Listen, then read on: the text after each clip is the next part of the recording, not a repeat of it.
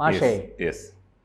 മലബാറിന്റെ ദൈവമാണ് മുത്തപ്പൻ, അല്ലേ? ഉം. മാഷ് മലബാറിൽ നിന്ന് അതെ അതെ. വലിയ തോതിൽ മലബാറിൽ ബന്ധങ്ങളുള്ള ആളാണ്, മലബാറിൽ താമസിക്കുന്ന ആളാണ്. ഈ മുത്തപ്പൻ ഗതികെട്ട് സഹികെട്ട് മലബാർ വിട്ട് ഓടുമോ? മുത്തപ്പൻ്റെ പേരിൽ നടക്കുന്ന തട്ടിപ്പുകൾ അത്ര വ്യാപകമാണ് അവിടെ. ഇതൊന്നും മുത്തപ്പൻ അറിഞ്ഞുകൊണ്ടല്ല. മുത്തപ്പൻ മനുഷ്യരെയും മറ്റ് ജീവജാലങ്ങളെയും അനുഗ്രഹിക്കാൻ വേണ്ടിയിരിക്കുന്ന ദൈവമാണ്. ആ മുത്തപ്പൻ ഗതികെട്ട് സഹികെട്ട് മലബാർ ഉപേക്ഷിച്ച് എങ്ങോട്ടേക്കെങ്കിലും ഓടിപ്പോകുമോ എന്നുള്ളതാണ് നമ്മുടെ സംശയം. ഇപ്പോഴത്തെ അവസ്ഥ അതാണ്. എന്താ മാഷിന് എന്താ തോന്നുന്നത്? ഈ മുത്തപ്പൻ്റെ സങ്കടം കാണുമ്പോൾ എനിക്ക് വ്യക്തിപരമായി തന്നെ വലിയ സങ്കടമുണ്ട്. ഞാൻ അവിടെ തളിപ്പറമ്പിൽ ജോലി ചെയ്യുന്ന കാലത്ത് കയ്യിലെ കാശൊക്കെ തീരുമ്പോൾ, മിക്കവാറും അന്ന് ഞങ്ങൾക്ക് ചെറിയ ശമ്പളം ഉണ്ടായിരുന്നു. കയ്യിലെ കാശൊക്കെ തീരുമ്പോൾ മിക്കവാറും അന്നം തേടി ചെല്ലുന്നത് മുത്തപ്പൻ്റെ അടുത്താണ്. ഒന്നാമത്തെ കാര്യം, അവിടെ ജാതി മതഭേദങ്ങളൊന്നുമില്ല, ആർക്കും കയറി ചെല്ലാം. നല്ല പ്രകൃതി രമണീയമായ സ്ഥലമാണ്, അത് മനോഹരമായ സ്ഥലം. അവിടെ എത്ര നേരം വേണമെങ്കിലും കാറ്റുകൊണ്ടിരിക്കാം, മൗനമായി പ്രാർത്ഥിക്കാം, മുത്തപ്പനെ കാണാം, തിരിച്ചു പോരാം. അവിടുത്തെ നിവേദ്യം അതാണ്. സാധാരണക്കാരൻ്റെ, മലബാറിൻ്റെ ദൈവം മാത്രമല്ല, സാധാരണക്കാരൻ്റെ ദൈവം കൂടിയാണ്. അവിടെ ഗുരുവായൂരപ്പൻ്റെ കദളിപ്പഴവും പഞ്ചസാരയും പാൽപ്പായസവും ഒന്നും മുത്തപ്പന് വേണ്ട. മുത്തപ്പന് വേണ്ട മീനും ഇറച്ചിയും, ഇത്തിരി കിട്ടുമെങ്കിൽ ഇത്തിരി കള്ളും. അതൊക്കെയാണ് അദ്ദേഹത്തിൻ്റെ ഇഷ്ടപ്പെട്ട. അതുകൊണ്ട് തന്നെ അത് വളരെ ജനകീയമാണ്, സാധാരണക്കാരൻ്റെ വേറൊരു മുഖമാണ്. വിശന്ന് ചെന്ന ഒരുത്തനെ അവിടെ നിന്ന് ഭക്ഷണം കൊടുക്കാതെ വിട്ടിട്ടില്ല. ഞാൻ എത്രയോ ദിവസങ്ങൾ അങ്ങനെ അവിടെ കഴിഞ്ഞിട്ടുണ്ട്. അതുകൊണ്ട് എൻ്റെ കൂടി ദൈവമാണ് മുത്തപ്പൻ. ആ അർത്ഥത്തിൽ ഞാൻ പറഞ്ഞത്, ഈ ഒരു അവസ്ഥയിൽ അവിടുത്തെ ചിത്രം എന്താണെന്ന് വെച്ചാൽ, ഇനി അവിടെ ആരും നമ്മുടെ ഊരും പേരും ചോദിച്ചിട്ട് വിചാരണ ചെയ്ത് കടത്തിവിടാനില്ല. അവിടെ ആകെ മുത്തപ്പന് കാവൽ നിൽക്കുന്നത് പട്ടികളാണ്. ആ പട്ടികൾ എത്ര ഭേദാന്നറിയാം, നമ്മുടെ പല മനുഷ്യന്മാരെക്കാളും, അല്ലെങ്കിൽ മനുഷ്യരൂപം പൂണ്ട പല കഴുകന്മാരെക്കാളും എത്ര ഭേദാന്നറിയാം പട്ടികൾ.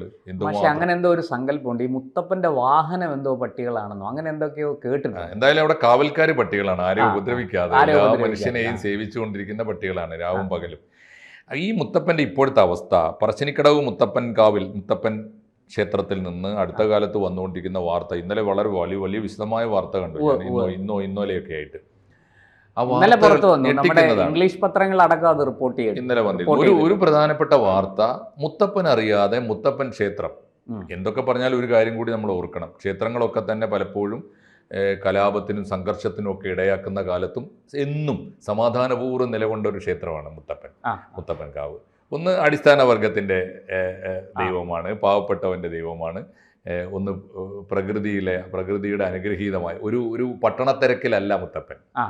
ശബരിമല പോലെ തന്നെ അതിമനോഹരമായ ഒരു അന്തരീക്ഷത്തിലാണ്, പുഴവക്കത്താണ്, കാട്ടിലാണ്, മീൻസ് എല്ലാം കൊണ്ടും. അപ്പോൾ ഇപ്പോഴത്തെ അവിടുത്തെ അവസ്ഥ, മുത്തപ്പൻ അറിയാതെ, മുത്തപ്പൻ്റെ ക്ഷേത്രം ഇത്ര ഭംഗിയായി നടത്തിക്കൊണ്ടു പോകുന്ന അമ്പല കമ്മിറ്റിക്കാരറിയാതെ അവിടെ ഒരു പുതിയ ചില ബ്രാൻഡുകൾ പ്രത്യക്ഷപ്പെടുകയാണ്. ഒന്ന് മുത്തപ്പൻ അരവണ പായസം ഇവിടെ ലഭ്യമാണ്.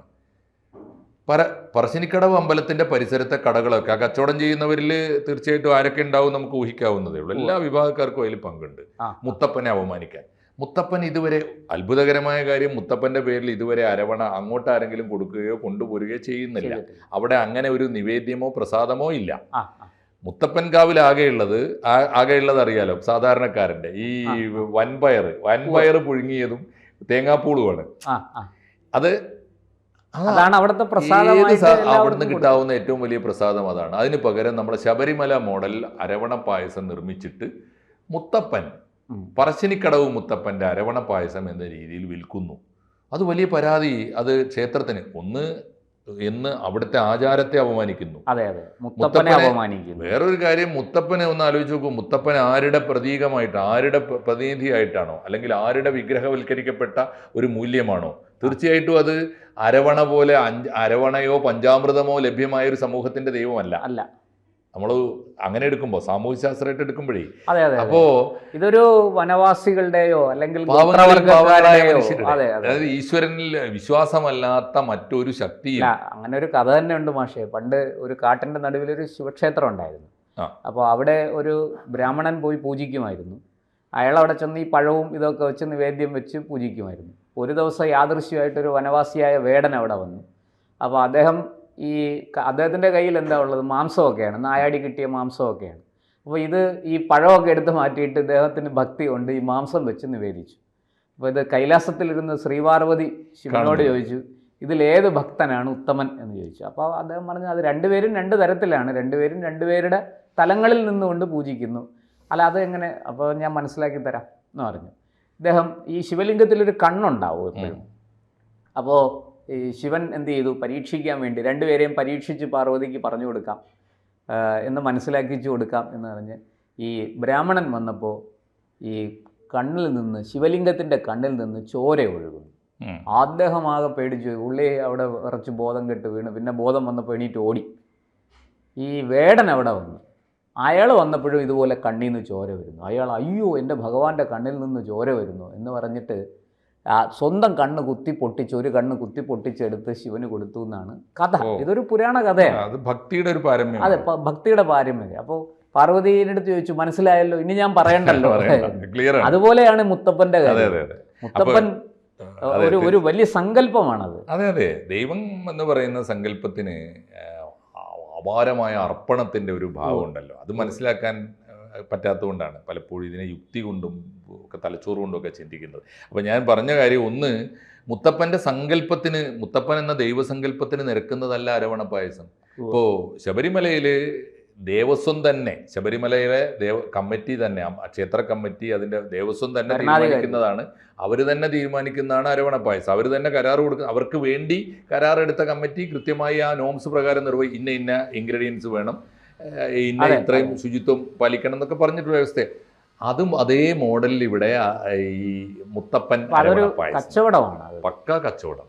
ആ കച്ചവടം ഒരു പുതിയ ഏർപ്പാടാണ്, പുതിയ ട്രെൻഡാണ്. അമ്പല കമ്മിറ്റി അതിനെതിരായിട്ട് വലിയ പരാതി കൊടുത്തിരിക്കുന്നു, അവർ നടപടി തുടങ്ങിയിരിക്കുന്നു. ഒരു ഭാഗത്ത് അതാണ് ഒന്ന്. മറുഭാഗത്ത് വേറൊരു ഏർപ്പാട്, വേറൊരു തരം ചൂഷണം കൂടി തുടങ്ങിയിരിക്കുന്നു. ഒന്ന് അമ്പലത്തിന് പുറത്താണെങ്കിൽ മറ്റൊന്ന് അമ്പലത്തിനകത്ത്.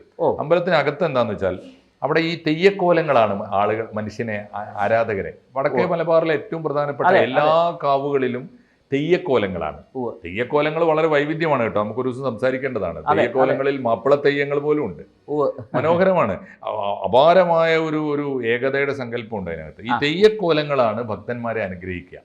തെയ്യക്കോലം ഇല്ലെങ്കിൽ അത് ഈശ്വര പ്രതീകമല്ല, സാധാരണ മനുഷ്യനാണ്. അത് ഈ പറഞ്ഞ പോലെ ഈ അതിന് ആചാരങ്ങളുണ്ട്, വ്രതമുണ്ട്, അതൊക്കെ എടുത്തിട്ടാണ് തെയ്യക്കോലം എടുക്കുക. ഈ തെയ്യക്കോലം ആളുകളെ അനുഗ്രഹിച്ചാൽ അത് അത് വിശ്വാസമാണ്. അതേ സമയത്ത് ഈ കോലം കെട്ടി ആടുന്ന സാധാരണ മനുഷ്യൻ, തെയ്യക്കോലം കെട്ടി ആടുന്ന, അതിന് ഉത്തരവാദപ്പെട്ട, അത് ചില കുടുംബങ്ങൾ നിയോഗിക്കപ്പെട്ടയാള് ഈ തെയ്യക്കോലമില്ലാതെ സാധാരണ വേഷത്തിൽ ആളുകളെ അനുഗ്രഹിച്ച് കാശ് വാങ്ങുന്ന പണം, ദക്ഷിണ വാങ്ങും. അത് ഇപ്പോൾ ഒക്കെ യൂട്യൂബാണല്ലോ, ഇദ്ദേഹം ഇത് ഓർത്തില്ല, ഇത് വൈറലായിപ്പോയി. അങ്ങനെ കാശ് വാങ്ങി അനുഗ്രഹിക്കുന്നത്. അടിയന്തരമായി കമ്മിറ്റി ചേർന്ന് ഇദ്ദേഹത്തെ പുറത്താക്കി നടപടിയെടുത്തു. അപ്പോൾ രണ്ട് തരം ചൂഷണം കൊണ്ട് ഇപ്പം മുത്തപ്പൻ, നേരത്തെ പറഞ്ഞ പോലെ മുത്തപ്പൻ, ഇതൊന്നും എനിക്ക് പറ്റിയ നാടല്ല, ഇത് എന്നാണ് എൻ്റെ നാട് ഇങ്ങനെ മാറിപ്പോയത് എന്ന് മുത്തപ്പൻ എൻ്റെ ഇരിപ്പിടം മാറിപ്പോയല്ലോ, എൻ്റെ അകത്ത് പറ്റിക്കുന്നവരും പുറത്ത് പറ്റിക്കുന്നവരും ഒക്കെയായി ഈ മൂലധന താല്പര്യക്കാർ വന്നിട്ട് ആത്മീയതക്ക് അതീതമായ ശക്തികൾ അയ്യപ്പനെ മുത്തപ്പനെ വന്ന് ചൂഷണം ചെയ്യുന്ന ഒരു അവസ്ഥ വന്നിരിക്കുന്നു എന്നുള്ളതാണ് പറശ്ശിനിക്കടവിൽ നിന്നുള്ള ഒടുവിലത്തെ വാർത്ത. ഇതുകൊണ്ടാണ് ഇപ്പോൾ മുത്തപ്പൻ ഓടിപ്പോവോ എന്ന് നമ്മൾ ഭയപ്പെടേണ്ടി വരുന്നത്. ഇതാണ് എന്തായാലും മാഷെ, ചുരുക്കി പറഞ്ഞാൽ ഈ മുത്തപ്പൻ ഒരു വലിയ കൊള്ളസംഘത്തിന് നടുവിലായിരിക്കുന്നത് പോലെ, പെട്ടുപോയതുപോലെയാണ്. നമ്മുടെ നാടിന് ഇത് എന്താണ് സംഭവിക്കുന്നത്? ഈ ദൈവങ്ങളെ പോലും ഇങ്ങനെ ചൂഷണത്തിന് വിധേയമാക്കുന്ന ഒരു എന്താ പറയുക, അതപ്പതിച്ച സംസ്കാരത്തിലേക്ക് നമ്മൾ ചെന്നെത്തി നിൽക്കുക. തീർച്ചയായിട്ടും ഇതൊരു വലിയ പ്രശ്നമാണ്. ദൈവങ്ങളെ സത്യത്തിൽ ദൈവങ്ങൾ എന്തുമാത്രം വിശുദ്ധവും എന്തുമാത്രം ശക്തവുമായ ഒരു വിശ്വാസം, വളരെ ഉദാത്തമായ ഒരു സങ്കല്പമാണ്. ആ സങ്കല്പത്തിനെ വെച്ചുകൊണ്ട് വിശുദ്ധമായ ദൈവീക സങ്കല്പത്തെ വിറ്റ് പണം വാങ്ങുന്ന, കൊള്ളയടിക്കുന്ന ചൂഷണ സംഘങ്ങൾ നമ്മുടെ ദേവാലയങ്ങൾക്ക് ചുറ്റും, ദേവാലയങ്ങൾക്കകത്തും ഉണ്ട് എന്നാണ് പറശ്ശിനിക്കടവിലെ പുതിയ വാർത്ത. വലിയ ജാഗ്രതയോടെ നമ്മുടെ വിശ്വാസി സമൂഹം പ്രത്യേകിച്ചും ഈ പറശ്ശിനിക്കടവിലാണെങ്കിൽ അത് ജാതി മത അതീതമായ ഒരു വല്ലാത്ത ആത്മീയമായ ധാരയാണ്. അവിടെ ചെന്നിരുന്നാൽ ആർക്കും അക്രമം കാണിക്കാൻ നമ്മുടെ ഈ കൊല്ലത്തിനടുത്ത് ഓച്ചിറയിൽ പ്രതിഷ്ഠ പോലും ഇല്ല.